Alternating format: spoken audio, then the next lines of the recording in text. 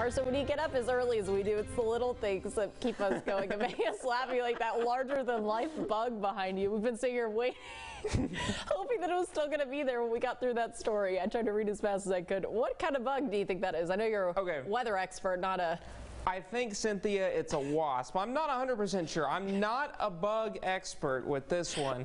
But the good news is that is not a murder hornet. I mean, I don't know what else can happen in 2020, but that is definitely not a murder hornet.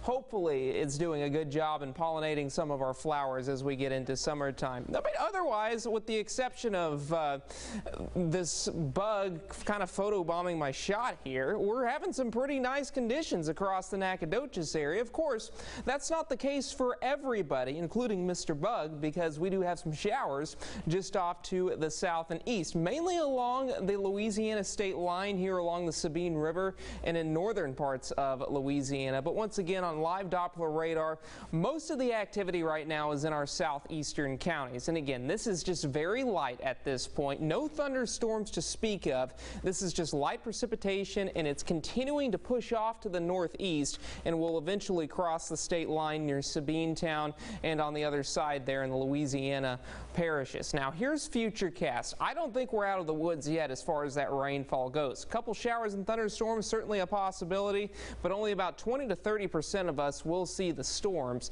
And you can see by 5 o'clock some showers and storms along and north of Interstate 20. That's going to be the best chance of seeing those storms today. Now as we go into tomorrow morning, not expecting much in the way of activity. Of course, we did have some drizzle this morning.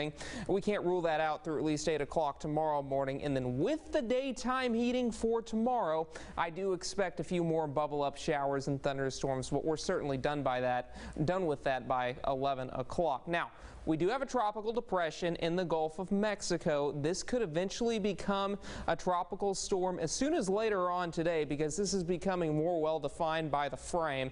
But as of right now, still 35-mile-per-hour winds. That's of the latest advisory at 10 o'clock, and it's moving off to the west at 3 miles per hour. Now it's going to spin around in the Bay of Campeche for a while, but eventually this will push off to the north, and the Texas and Louisiana Gulf Coast will unfortunately be in the path of this storm. So we do need to stay tuned here in East Texas, because it could bring us a widespread rain or severe weather event. 70s and 80s right now across the area.